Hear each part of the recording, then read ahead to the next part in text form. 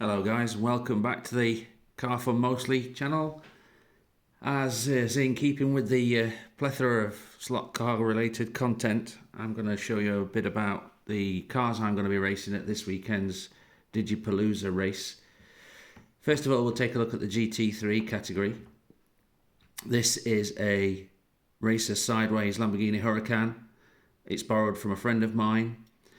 We'll start on the exterior. We've got a lightweight Lexan interior in there. We have working front headlights. The minimum requirement is front headlights, and that's all we've installed. So before we take the body off, we'll have a little look at body float. I've got this set with, and I think this is what I'm going to run, about 1.5 millimeters here at the front, and similar, about 1.5 millimeters at the back. Interestingly, for a slot car, it runs on Ninco track, but what's interesting about that is that requires suspension because Ninco track is quite bumpy, and we've got a suspension system spring kit in the back.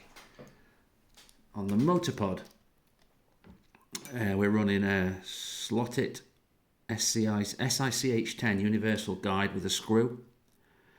We've got the oxygen digital chip infrared LED just there, just behind the guide. We've changed out the motor pod from the racer sideways one to this 1 millimeter offset slotted one, and this is the required motor. What else can we see on the underside? Oh, the white marks here are all basically just Tipex, and they're there so that when I run the car, I'll be able to see if and where it's been touching down on the circuit. So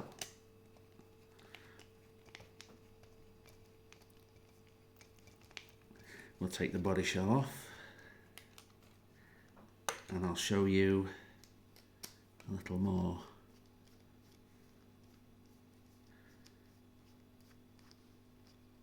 With regards to the body screws, I like to use these 8 millimeter long Torx drive T6 wrench, M2 with half thread, so that I can get the right body float without the threads binding.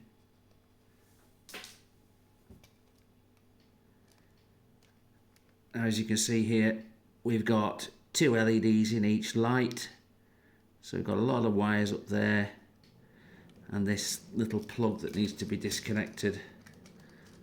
In this case, it's a polarized plug, which is nice. And we'll take you inside. What do we see?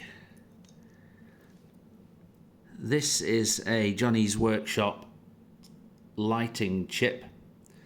The power's thread from the braid back to the light chip and onto the plug, and the capacitor on there keeps the lights illuminated for quite a period after the car is deslotted.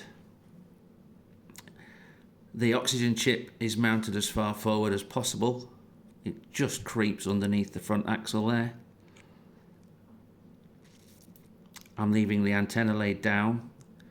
If I stand it right up, it pokes out through the interior tray and through the windscreen, which is an awful pain to assemble, particularly if you're putting the body shell on in a hurry. What we have here is the hall sensor that counts laps, passes over a magnet under the track to count laps. Interesting, on here we've used the new Slotting Plus guide shims. They're a large footprint guide shim. Keeps the guide really stable. There's very little guide wobble. It's probably the best guide setup I've ever achieved.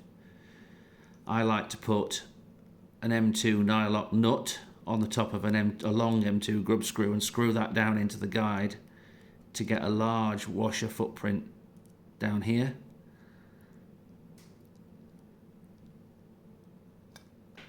What else can I tell you about it? We've got Black Arrow suspension. No, we haven't. We've got Scale Auto suspension springs on this car this time. The black one's at the back.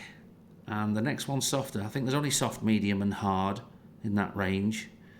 And I discovered that in operating the suspension, if I had the same springs here and here, then virtually nothing would take place at these springs. So I've gone firmer here, softer here. Of course, this is where the body shell applies its forces. So what was actually happening was that the chassis base plate was bending between this point here and the back. So either a loose screw or a suspension spring. I'm not sure which is best. This is an experiment. I've seen cars that run on 4 suspension springs. They work very well, so there's no reason to be nervous about that.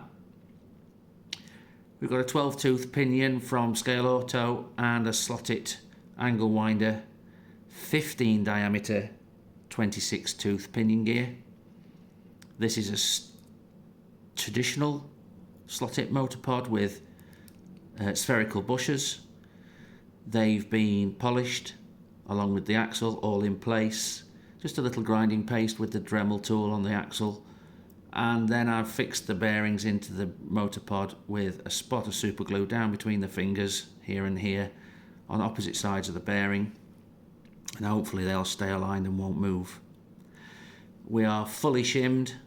We've got a shim down there and we've got quite a lot of shims here.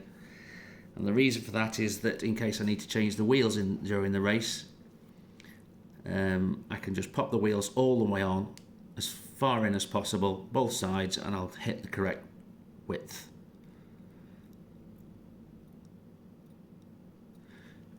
So let's have a closer look at suspension. I've got this currently with a heck of a lot of suspension travel.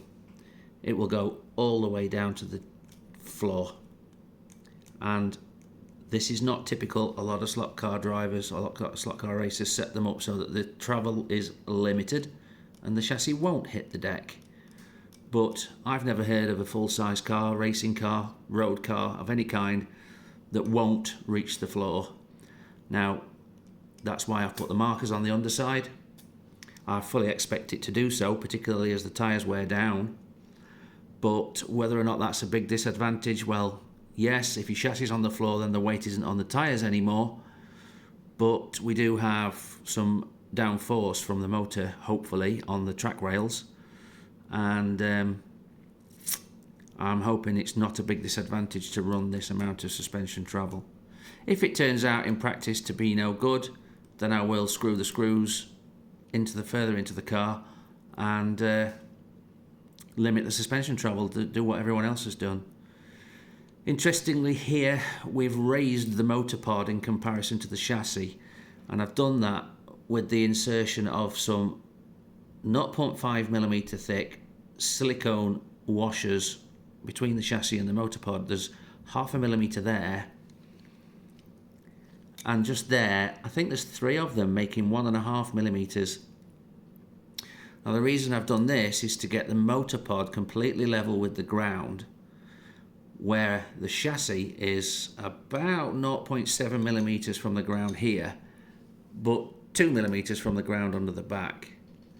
There's another reason for it too, and that is that we have a regulation that dictates that we have to have a ground clearance underneath the motor of 1.8mm at the beginning of the race. And that's tech inspected by the placement of a 1.8mm thick shim on there. Just a steel thing that sticks to the magnets. And then it's placed on the tech block, and then the inspector looks underneath the car. Whoops, far too high. He looks underneath the car there to see whether or not the shim is touching the track. And he'll also do this to establish that the tyres are on the track and not just the shim under the motor.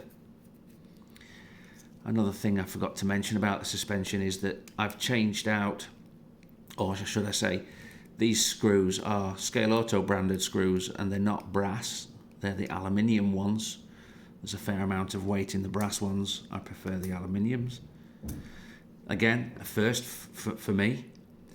There's a tiny little bit of ballast here in the form of, I'm going to call it blue tack, but in this case it's black, just to offset the 1.5 grams, just to balance the 1.5 grams of the light chip. So there's about 3 grams on this car in front of the front axle, which is something I've personally never done before, but the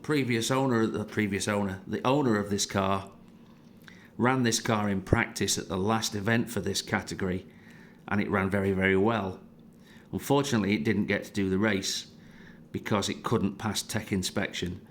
At the time, the control tyre for the rear was a different mould. It was the slotted G25 tyre, the same as these are, but that mould was called 1171, and the diameter of the tyre meant that he couldn't quite get the 1.8 ground clearance underneath the motor, and so they had to retire this car and bring out another car which could pass tech, and that's the one they raced.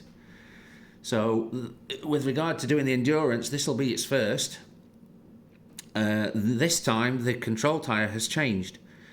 Like I said, it's still G25, but this time it's mould number 1323. It's written there on the tyre wall, and that builds up on the same wheel about 0.7 millimeters larger in diameter. So I fitted this car and prepped it with a 0.5 offset motor pod, and then discovered how high the motor was, and then realised I could revert it back to the 1 millimeter offset pod and still achieve the ground clearance. So that's what I've done, and for now I think that's all I can think of to share with you.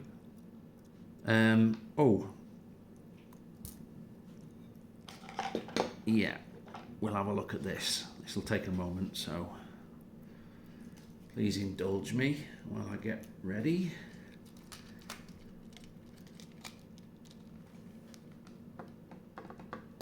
Turn on this digital scale.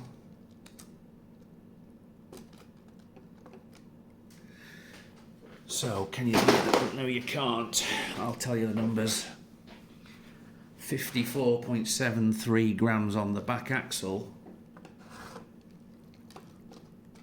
and the car weight has a minimum of 85 grams according to the regs. I'm sorry, that's out of shot, but our all-up weight is invisible to you. 88.5 grams, so we're about 3 grams over the minimum. Nice, safe, going to pass tech inspection. So I've yet to do the maths on the weight distribution. I'll do that outside of the video, and yeah, just all I should say is cross your fingers for us. I've got a rookie teammate with me this event. He's never done a digital slot car race in his life, and I've got a very, very short period of time to teach him as much as I can during the practice qualifying session, and we don't expect the greatest results, but hopefully we can look at fastest lap times and things like that to see whether or not I've built the car well, and hopefully that this is a chassis that I can continue to use going on into the future. Cross your finger for us. Thanks very much. Tune in to the next video where I'll be taking a much longer look, similar look at this car, which is the World Endurance Championship car. Bye for now.